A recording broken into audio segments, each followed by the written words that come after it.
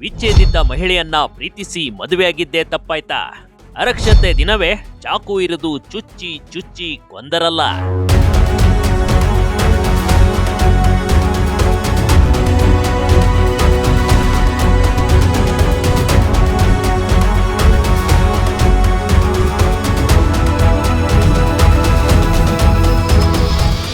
ಹೀಗೆ ಕೆರೆ ಪಕ್ಕದಲ್ಲಿ ಯುವಕನನ್ನ ಭೀಕರವಾಗಿ ಕೊಲೆ ಮಾಡಲಾಗಿತ್ತು ನೋಡಿ. ಹೊಟ್ಟೆಗೆ ಎದೆಗೆ ಸಿಕ್ಕಲ್ಲಿ ಚಾಕು ಇರಿದು ಬರ್ಬರವಾಗಿ ಹಲ್ಲೆ ಮಾಡಿ ಬಿಸಾಡಿದ್ರು ಪಾಪಿಗಳು.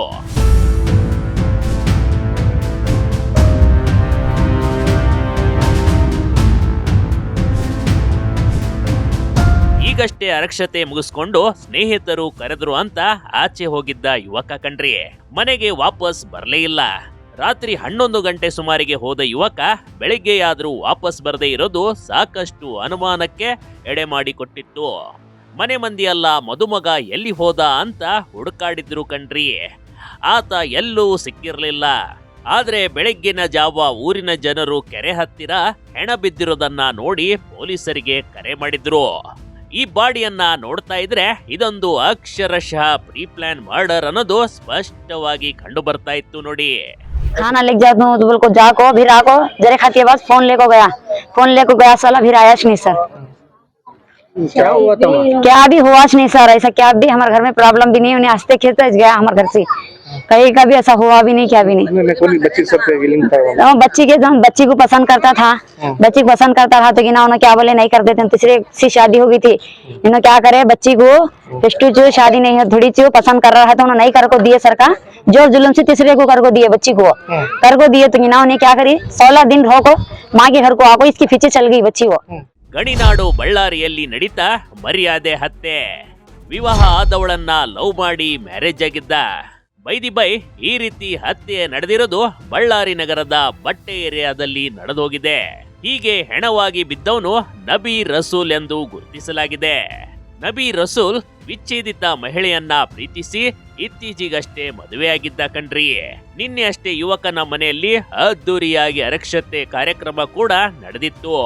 ಸಂಬಂಧಿಕರು ಸ್ನೇಹಿತರು ಖುಷಿಯಿಂದಲೇ ನವದಂಪತಿಗಳ ಜೊತೆ ಫೋಟೋ ಓಡಿಸ್ಕೊಂಡಿದ್ರು ನೋಡಿ.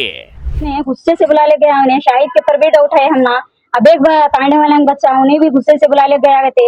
ये दोस्त भी बराबर नहीं है बच्चे के, दोस्त के पर भी हमना डाउट है। ये बच्ची के भाई खाला का बेटा खाले के भाई के पर भी हमना डाउट है।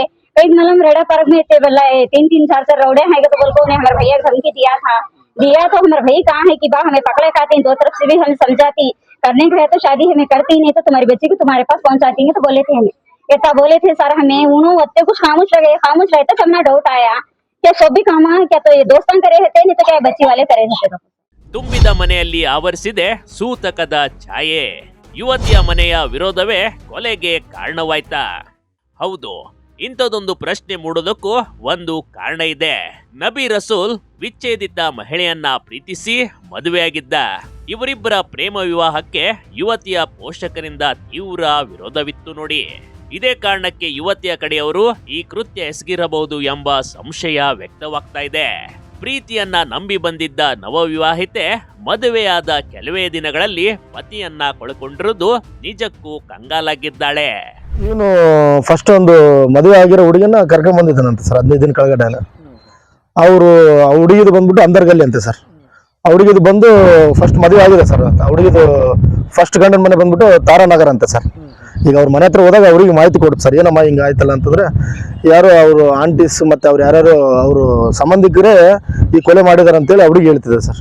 ಅರಕ್ಷತೆ ಮುಗಿದ ನಂತರ ರಾತ್ರಿ ಸುಮಾರು 11 ಗಂಟೆ ಹೊತ್ತಿಗೆ ನಬಿ ರಸೂಲ್ ಮನೆಯಿಂದ ಹೊರಗೆ ಹೋಗಿದ್ದ. ಆದ್ರೆ ರಾತ್ರಿ ಕಳೆದ್ರೂ ಮನೆಗೆ ವಾಪಸ್ ಬಂದಿರ್ಲಿಲ್ಲ. ಸ್ನೇಹಿತರು ಫೋನ್ ಮಾಡಿದ್ರು ಅಂತ ಹೋದೋನು ಬೆಳಿಗ್ಗೆ ನೋಡಿದ್ರೆ ಹತ್ಯೆಯಾದ ಸ್ಥಿತಿಯಲ್ಲಿ ಪತ್ತೆಯಾಗಿದ್ದಾನೆ. ಈ ಸುದ್ದಿ ತಿಳಿಯುತ್ತಿದ್ದಂತೆ ಕುಟುಂಬಸ್ಥರ ಆಕ್ರಂದನ ಮುಗಿಲು ಮುಟ್ಟಿದೆ. ಘಟನೆ ನಡೆದ ಸ್ಥಳಕ್ಕೆ ಬಳ್ಳಾರಿ ಎಸ್ಪಿ ಸುಮನ್ ಡಿ ಪನ್ನೇಕರ್ ಭೇಟಿ ನೀಡಿ ಪರಿಶೀಲನೆ ನಡೆಸಿದ್ದಾರೆ. ಪ್ರಕರಣಕ್ಕೆ ಸಂಬಂಧಿಸಿದಂತೆ ಕೌಲ್ ಬಜಾರ್ ಪೊಲೀಸ್ ಠಾಣೆಯಲ್ಲಿ ದೂರು ದಾಖಲಾಗಿದೆ. ಪೊಲೀಸರು ಆರೋಪಿಗಳ ಪತ್ತೆಗಾಗಿ ಜಾಲ ಬೀಸಿದ್ದಾರೆ. ಈ ಘಟನೆಯಿಂದಾಗಿ ಇಡೀ ಗ್ರಾಮದಲ್ಲಿ ದುಃಖ ಮಡುಗಟ್ಟಿದೆ. ಜನರು ಭೀತಿ ಮತ್ತು ಆಕ್ರೋಶ ವ್ಯಕ್ತಪಡಿಸುತ್ತಿದ್ದಾರೆ. Big TV Karnataka, Ballari.